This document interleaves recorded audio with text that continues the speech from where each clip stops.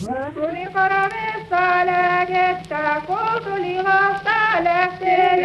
привет! Продолжаем рубрику «Лучшие сабвуферы мира». У нас уже был выпуск про DevBones, был выпуск ранее про Bass Warrior. Сегодня у нас выпуск про Ascendant Audio SMD. Уникальный сабвуфер, уникальный в своем роде. Чуть позже расскажу про его уникальность. Но сначала я расскажу вам про его создателя, про Стива Мида. Стив Мид живет в Соединенных Штатах Америки. Это человек, который очень сильно развивает автозвук в Америке, и по всему миру. В Америке, я думаю, что ему смело можно отдать первое место в этом деле. Этот человек плотно сотрудничает с такими компаниями, как DC Audio, Rockford Fosgate, Ascendant Audio, о котором сегодня и пойдет речь. Сам немножко о нем лично хочу сказать. Это просто мировой мужик, примерный семьянин. Судя по видео, он всегда снимает своих детей, всегда они на видео счастливы. Красавицу жену, которая разделяет его хобби, постоянно участвует в съемках видео про хэр-трики. Человек, в первую очередь, наверное, бизнесмен, очень рукастый мужик. Вот что от меня отличает. Я руками не очень люблю работать. Вернее, я умею это делать, но знаю, что это делают многие люди гораздо лучше, и всегда прибегал к помощи профессионалов. Стив Мид очень много делает своими руками. Это очень увлеченный человек, он постоянно выкладывает видео про свои хобби, не относящиеся к автозвуку. Это то баги он там купил, то прицеп для перевозки его, для дальних путешествий. Наворачивает он этот баги, про компьютер, как он собирал свой компьютер, постоянно выкладывает, как он его апгрейдит, там с 3 мониторами, такая очень крутая рабочая игровая станция. Сам там все делал, охлаждение, тоже очень интересно. На форуме у него на SteveMedesigns.com есть отчет, как он собирал этот компьютер. Супер компьютер, супер автомобиль. Очень часто он выкладывает, что он делает в боксе, как он делает инсталляции. Много видеоблогов о том, от начала до конца, как инсталляции делаются. Очень много ноу-хау привнес в автозвук, как, например, по его заказу делаются различные измерительные приборы, например, вольтметр, там VM1, которые там супер быстро реагируют, показывают в реальном времени вольтаж в системе. Много других измерительных приборов по его заказу сделано, и, соответственно, он продает их под своим брендом. И в том числе сабвуфер, о котором пойдет сегодня речь, это плод его сотрудничества с Ascendant Audio, такое, может, своеобразное ноу-хау или, я не знаю, возможно, двухмоторные сабы еще были. Я, если честно, их не видел, только SMD Ascendant Audio первой версии и сейчас обновленной, которая у нас сегодня, собственно, на обзоре. Также стоит сказать про видео с его канала YouTube, где он выкладывает множество хэр-триков, довольных и удивленных лиц, людей, которые слушают его машины, машины его клиентов или покупателей.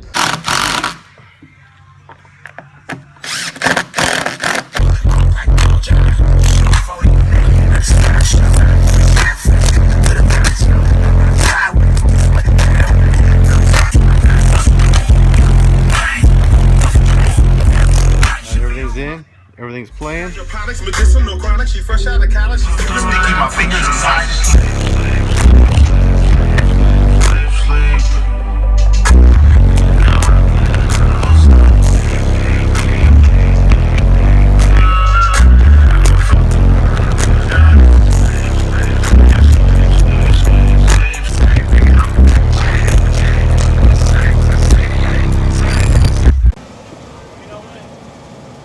All right.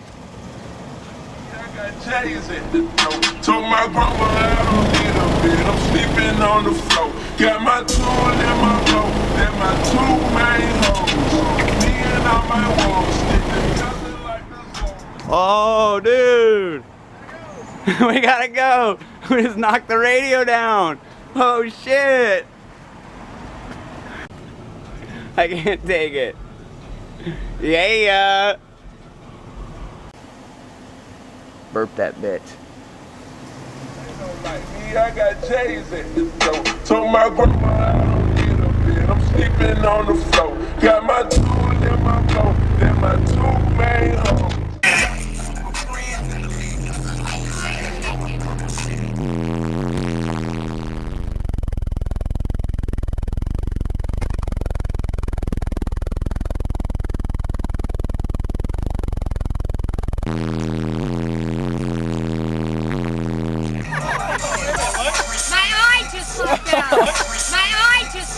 My eye just looked up. Yeah, it's right there. Oh my God, I'm sorry. No way. Her eye just popped out. Did you get that on tape? Oh, I got it.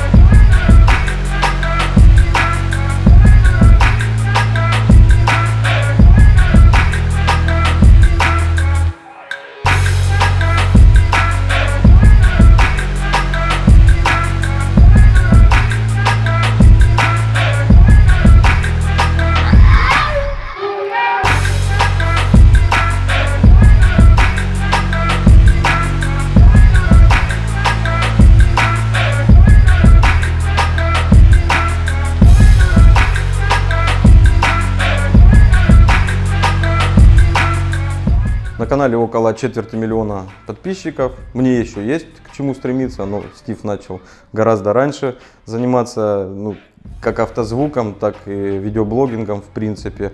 И вот те в России, кто говорят, там у нас встречаются до сих пор люди, которые оспаривают там достижения Стива Мида или там его значимость в мировом автозвуке.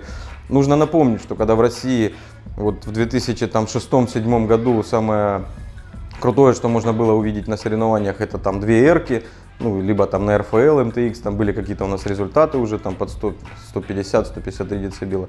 Эти люди уже делали стены, эти люди уже снимали видео, как трясутся витрины в магазин, мы тогда еще этого не умели. И в принципе этот человек, ну, с его подачи произошло очень большой прорыв в громком автозвуке в Америке, ну и соответственно в мире тоже. Поэтому нельзя оспаривать значимость Стива Мида в мировом автозвуке. И вот, мне кажется, сегодняшний обзор именно тем интересен, что Ascendant Audio SMD второй версии, он, ну, как сказать, я думаю, что это гордость Стива Мида, это его разработка. Они очень хорошо продаются, судя вот по видео, где их изготавливали, да, количество этих сабов, судя по видео клиентов, я сегодня их вам тоже покажу. Множество инсталляций есть, конечно, не все снимают видео, но покажу, как ломают потолки, покажу, как ломает кузов машины. Ну, довольно хорошо валят сабы. И сегодня расскажу вам про этот сабвуфер, про его плюсы, зачем такая конструкция была сделана, про его минусы, а они безусловно есть, потому что когда происходит такой серьезный улучшайзинг, в любом случае нужно чем-то жертвовать. Ну и, соответственно, сделаю выводы, нужен ли этот сабвуфер, зачем его покупать, в чем его привлекательность. Вот. Ну, обо всем по порядку. Давайте начнем с технических характеристик сабвуфера. Они выпускаются всего в 2 размерах, 15 дюймов и 18 дюймов. И каждая из этих версий делится на катушки D1 и D2, соответственно, Dual 1, Dual 2. Версия с 2 катушками по Ому или 2 катушками по 2 Ома. Как выбрать сопротивление, смотрите наши другие видео, сегодня не буду на этом останавливаться, расскажу про сам сабвуфер. Итак, 2 версии 15-18 дюймов, 4-дюймовая 4-слойная катушка используется в этом сабвуфере. Все мы знаем, что такое американские катушки, отлично держат температуру, да, вот по сабвуферам FI, Ascendant. Мы прекрасно знаем, что это за катушки. Одни из лучших катушек в мире, наверное, лучшие катушки в мире. 4 сверхпрочные шайбы, которые не теряют своих свойств при долговременной работе. Карбоновый колпак, корзина с 6 спицами, подвес из вспененной резины, очень прочный бумажный диффузор. Подводящие сверхпрочные, заизолированные, ну, они вызывают вот у наших специалистов по сабвуферам вопросы, говорят, что возможен перегиб. Я не знаю, это нужно смотреть в работе. Теория всегда отличается от практики, но в теории вот Андрей Биохас, с которым я консультировался перед этим обзором, он сказал, что эти подводящие у него доверия не вызывают и в принципе в работе могут себя проявить не очень хорошо. Но это опять же только теория. Терминалы мне лично не понравились, они не очень удобные. Вот закручивать гайкой, наверное, это очень надежно. Наверное, это очень хорошая площадь контакта, то есть плюсы в этом есть. Но крутить гаечным ключом потом, или если надо перекоммутировать, это не очень удобно. Ну, это вот я придираюсь, не более того. И самое главное, что в этом сабвуфере отличается от любых других сабвуферов, это мотор. Мотор они называют Super Gauss, то есть мотор с улучшенной индукцией. И на самом деле, вот я проконсультировался с Андреем, и он говорит, действительно в этом моторе индукция улучшена. Тут два магнитных кольца вместо одного, и они разнесены по высоте. Соответственно, ну, как он сказал, схитрили, и действительно это работает. Здесь есть минусы, я поговорю о них позже. Давайте сейчас о плюсах. Плюсы, во-первых, это улучшенное охлаждение. У нас большая площадь отвода тепла, и, соответственно, между магнитами у нас есть зазор. Им проще охлаждаться. У нас есть воздуховоды, которые тоже отводят тепло от катушки. Ну и как бы мы, получается, используем два мотора и улучшаем индукцию в одном сабвуфере. Что это нам дает на практике? Это все хорошо, конечно, улучшенная индукция. Вы должны понимать, что сабвуфер, он что делает? Он измещает воздух. И вы сделаете хоть огромную катушку, хоть там миллион магнитов, ход у саба не увеличится от этого. И больше воздуха он измещать не сможет. Но мы улучшаем КПД сабвуфера, то есть при меньшей подаваемой мощности он будет у нас лучше отрабатывать. И здесь огромный плюс, если мы ограничены вместе, если у нас стояла одна обычная 18-шка и нам нужно сделать апгрейд. Поставив этот сабвуфер, мы получим, безусловно, улучшение. У нас будет КПД сабвуфера лучше, он будет лучше охлаждаться, и коэффициент полезного действия при той же самой подаваемой мощности у нас будет лучше. То есть мы получаем увеличение КПД в 2 раза при лучшем охлаждении и остаемся в пределах одного сабвуфера. Какие минусы? Минус тут всего на самом деле он один. И он касается, к сожалению, только России. И то только в свете последних событий, когда у нас произошло подорожание доллара, и сабвуфер у нас стоит очень дорого. На эти деньги мы можем поставить неодимовый сабвуфер. Будет это стоить дешевле. Вот. Но если мы берем в расчеты страны, где его можно купить за $1800, да, вот в США, то эти деньги там оправданы. У них неодим стоит очень дорого, ну в принципе как и у нас. Неодим он дороже феррита. Если вы захотите вот в России поставить 2 ферритовых кольца, это на самом деле будет не очень дорого. И ну, сконструировав такой сабвуфер в России, мы бы получили в принципе приемлемую цену. Но цена в долларах плюс перевозка дают нам цену в 100 тысяч рублей. И это как бы минимальная цена этого сабвуфера, что раньше бы равнялось $3000, да, чуть меньше. Сейчас вот заявленные $1800 в Америке, уже у нас это 100 тысяч рублей, плюс доставка. Конечно, ну, благодаря некоторым людям, которые осуществляют доставку, осуществляют там закупки оптовые и доставку в Россию с минимальными издержками, здесь можно купить этот сабвуфер за 100 тысяч рублей. Но цена все равно завышена, и не каждый может себе позволить этот сабвуфер. Но кроме технических характеристик мы здесь имеем имя, мы здесь имеем имидж. То есть это очень круто поставить сабвуферы SMD с Scandent Audio здесь у нас в России, у нас несколько машин уже на них катаются.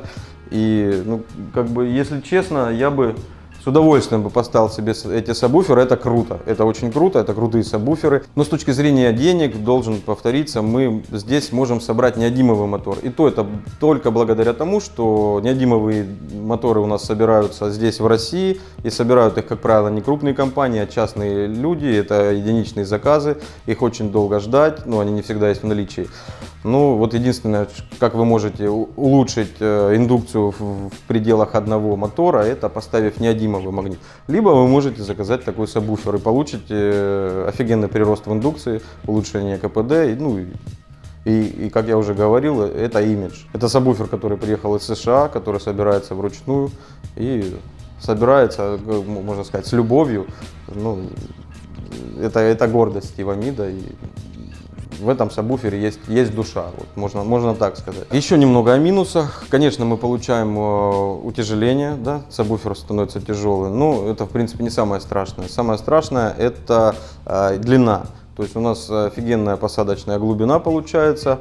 И есть риск при такой длине и таком весе, при установке сабвуфера в стену, что может сломать корзину, да, там на кочках, когда машина будет прыгать. Но они это предусмотрели, сделали шпильку, которой можно дополнительно закрепить сабвуфер сзади. Таким образом вы сможете закрепить сабвуфер с двух сторон и избежать риска, что у вас поломает корзину или там еще что-то произойдет из-за веса и длины сабвуфера. Так, ну если подытожить, мы получили действительно имиджевый сабвуфер, действительно очень прочный, с последними разработками Ascendant Audio, с улучшенной индукцией. И в принципе из минусов можно обозначить только установочную глубину и вес. Ну и конечно же деньги. То есть если говорить о более точных цифрах, на wccaraudio.com он стоит $1700 за 15-дюймовую версию и 1800 за 18-дюймовую версию. Если это перевести на старый курс, то мы бы получили сабвуфер там в пределах 60 тысяч рублей. Неодимовый сабвуфер в России примерно стоит столько же. И эта цена была бы здесь оправдана. С ростом курса доллара, конечно, сейчас мы имеем удорожание сабвуфера в 1,5 раза, что делает его менее выгодным, чем неодимовая версия, но более крутым, более имиджевым. И в принципе, ну, это спорно, но я вот лично считаю, что тепло он будет отводить лучше, чем неодимовая версия. И для повседневного, соответственно, будет лучше. Это будет не критичная разница, но это разница.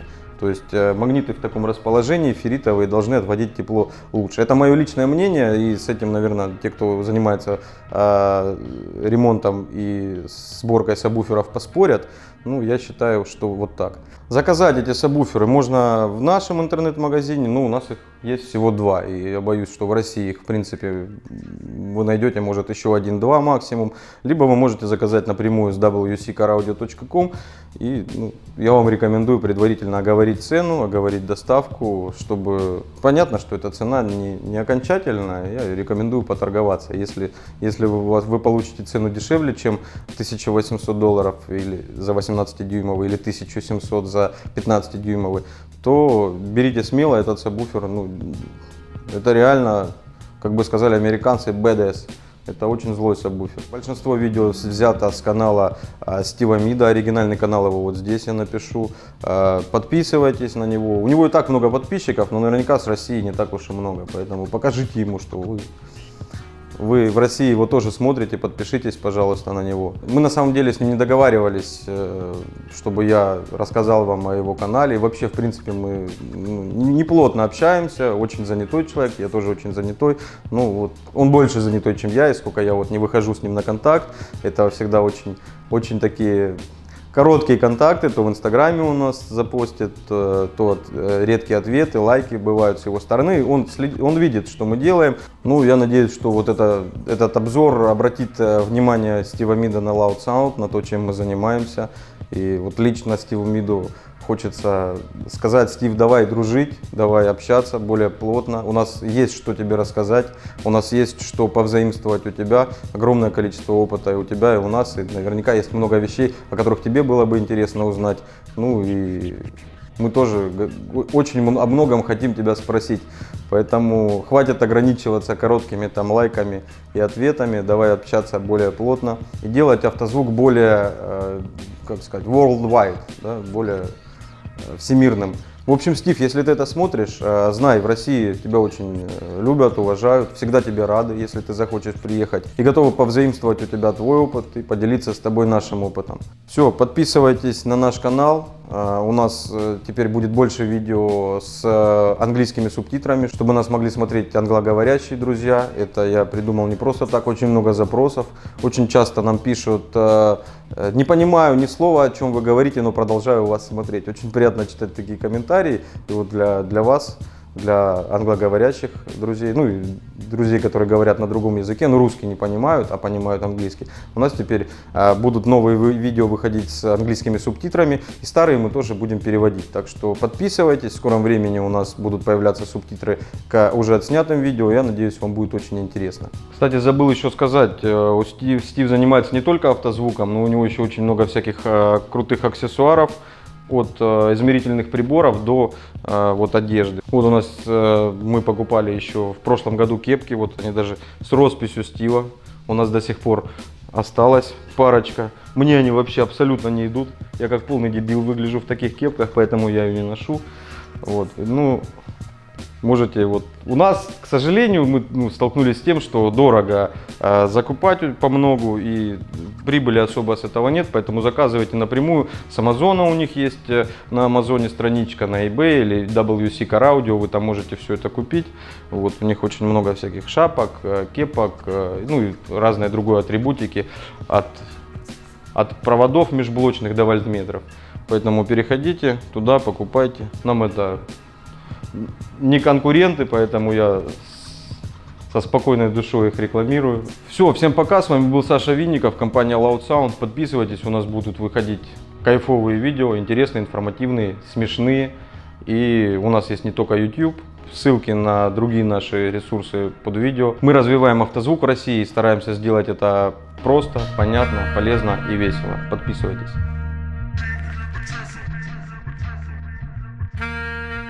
I got the technique. Technique is where it's at. It's not even strength. Ah. It is heavy as hell though. I feel that in the morning. Yeah.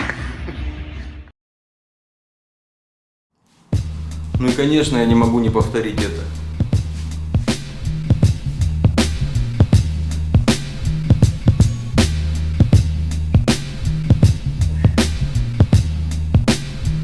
Блядь, он очень тяжелый.